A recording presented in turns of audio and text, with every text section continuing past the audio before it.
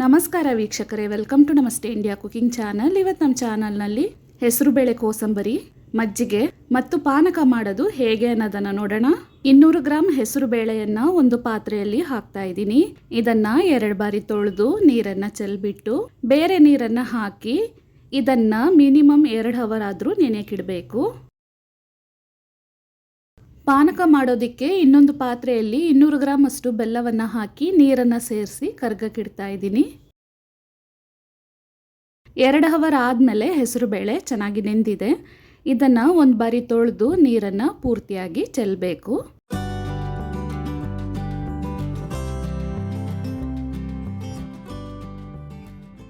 ಇವಾಗ ಹೆಸರು ಬೇಳೆಯಲ್ಲಿ ಸಣ್ಣದಾಗಿ ಕಟ್ ಮಾಡಿರುವ 1 ಕಪ್ ಅಷ್ಟು ಸೌತೆಕಾಯಿ, ಅಂದ್ರೆ 1 ಸೌತೆಕಾಯಿಯನ್ನ ಸಣ್ಣದಾಗಿ ಹೆಚ್ಚಿದ್ದೀನಿ. ತುರಿದಿರುವ 1 ಕ್ಯಾರೆಟ್, ಅರ್ಧ ಕಪ್ ತುರಿದ ತೆಂಗಿನಕಾಯಿ ಅಥವಾ 1 ತೆಂಗಿನಕಾಯಿಯಲ್ಲಿ 1/4 ಭಾಗದಷ್ಟು, 2 ಟೇಬಲ್ ಸ್ಪೂನ್ ಅಷ್ಟು ಸಣ್ಣದಾಗಿ ಕಟ್ ಮಾಡಿರುವ ಕೊತ್ತಂಬರಿ ಸೊಪ್ಪು, 1 ದೊಡ್ಡ ನಿಂಬೆ ಹಣ್ಣಿನಲ್ಲಿ ಅರ್ಧವನ್ನ ಹಿಂಡ್ತಾ ಇದ್ದೀನಿ. ಅರ್ಧ ಸ್ಪೂನ್ ಉಪ್ಪನ್ನ ಹಾಕಿ ಇದನ್ನ ಚೆನ್ನಾಗಿ ಮಿಕ್ಸ್ ಮಾಡ್ತಾ ಇದ್ದೀನಿ.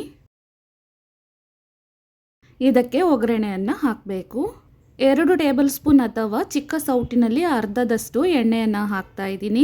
ಎಣ್ಣೆ ಬಿಸಿ ಆದಮೇಲೆ ಅರ್ಧ ಸ್ಪೂನ್ ಸಾಸಿವೆ ಪೂರ್ತಿ ಸಿಡಿದಾದ್ಮೇಲೆ 1 ಚಿಟಿಕೆಯಷ್ಟು ಇಂಗು ಹಾಕ್ತಾ ಇದ್ದೀನಿ. ಸ್ಟವ್ ಅನ್ನು ಆಫ್ ಮಾಡಿ ಅದೇ ಬಿಸಿನಲ್ಲಿ ಕಟ್ ಮಾಡಿರುವ 1 ಹಸಿರು ಮೆಣಸಿನಕಾಯಿಯನ್ನು ಹಾಕ್ತಾ ಇದ್ದೀನಿ. ಈ ಒಗ್ಗರಣೆಯನ್ನು ಹೆಸರು ಬೇಳೆಯಲ್ಲಿ ಹಾಕಿ ಚೆನ್ನಾಗಿ ಮಿಕ್ಸ್ ಮಾಡಬೇಕು. ಕೋಸಂಬರಿ ಇವಾಗ ರೆಡಿ ಆಗಿದೆ. ಇದಾದ್ಮೇಲೆ ಪಾನಕವನ್ನು ಮಾಡ್ಕೊಳ್ಳೋಣ. 400 ಗ್ರಾಂ ಅಷ್ಟು ಚೆನ್ನಾಗಿ ಹಣ್ಣಾಗಿರುವ ಕರ್ಬೂಜವನ್ನು ತಗೊಂಡಿದ್ದೀನಿ. ನೆನೆಸಿಟ್ಟಿದ್ದ ಬೆಲ್ಲ ಇನ್ನೂ ಸರಿಯಾಗಿ ಕರಗಲಿಲ್ಲ, ಆದ್ರಿಂದ ಇದನ್ನ ಮಿಕ್ಸಿನಲ್ಲಿ ಹಾಕಿ 1 ರೌಂಡ್ ಸುತ್ತಿಸ್ಕೊಳ್ತಾ ಇದ್ದೀನಿ. ನೀವು ಬೆಲ್ಲವನ್ನ ನುಣ್ಣಕ್ಕೆ ಪುಡಿ ಮಾಡಿ ಆಮೇಲೆ ನೀರಲ್ಲಿ ಹಾಕಿ. ಸಿಪ್ಪೆ ತೆಗೆದು ಕಟ್ ಮಾಡಿರುವ ಕರ್ಬೂಜ ಹಣ್ಣನ್ನು ಒಂದು ಪಾತ್ರೆಯಲ್ಲಿ ಹಾಕ್ತಾ ಇದ್ದೀನಿ. ಇದನ್ನ ಚೆನ್ನಾಗಿ ಮ್ಯಾಶ್ ಮಾಡ್ಕೊಬೇಕು.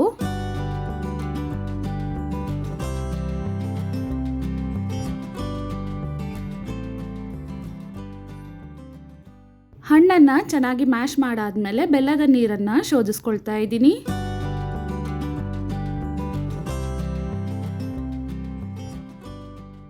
ಅರ್ಧ ನಿಂಬೆ ಹಣ್ಣಿನ ರಸವನ್ನು ಹಿಂಡಬೇಕು. 4 ಏಲಕ್ಕಿಯ ಸಿಪ್ಪೆಯನ್ನು ತೆಗೆದು 1 ಸ್ಪೂನ್ ಸಕ್ಕರೆ ಜೊತೆಗೆ ಪುಡಿ ಮಾಡಿಟ್ಟಿದ್ದೀನಿ, ಅದನ್ನು ಹಾಕ್ತಾ ಇದ್ದೀನಿ. ಇನ್ನು ಸ್ವಲ್ಪ ನೀರನ್ನು ಸೇರಿಸಿ ಚೆನ್ನಾಗಿ ಮಿಕ್ಸ್ ಮಾಡಬೇಕು. ಪಾನಕ ಇವಾಗ ರೆಡಿ ಆಗಿದೆ. ಇದಾದ್ಮೇಲೆ ಕೊನೆಯದಾಗಿ ಮಜ್ಜಿಗೆಯನ್ನು ಮಾಡ್ತಾ ಇದ್ದೀನಿ. ಒಂದು ಪಾತ್ರೆಯಲ್ಲಿ 1/4 ಲೀಟರ್ ಗಟ್ಟಿ ಮೊಸರು ತಗೊಂಡಿದ್ದೀನಿ. ಇದರಲ್ಲಿ 1 ಸ್ಪೂನ್ ಉಪ್ಪನ್ನು ಹಾಕಿ ವಿಸ್ಕರ್ನಿಂದ ಚೆನ್ನಾಗಿ ಮಿಕ್ಸ್ ಮಾಡ್ತಾ ಇದ್ದೀನಿ. ಈ ಥರ ವಿಸ್ಕರ್ ಇಲ್ಲ ಅಂದರೆ ಮೊಸರನ್ನ ಮಿಕ್ಸಿನಲ್ಲಿ ಹಾಕಿ 1 ರೌಂಡ್ ಸುತ್ತಿಸಿ ತೆಗಿಬೇಕು.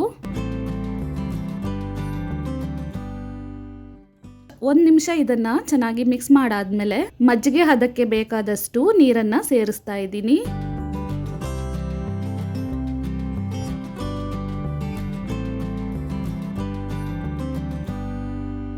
ನೋಡಿ, ಈ ಹದಕ್ಕೆ ನೀರನ್ನು ಸೇರಿಸಿದ್ದೀನಿ.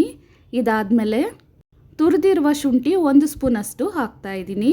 ಕೊತ್ತಂಬರಿ ಸೊಪ್ಪಿನಲ್ಲಿ ಎಲೆಗಳನ್ನು ಮಾತ್ರ ಸಣ್ಣದಾಗಿ ಹೆಚ್ಚಿ 1 ಸ್ಪೂನ್ ಅಷ್ಟು ಹಾಕಿದ್ದೀನಿ.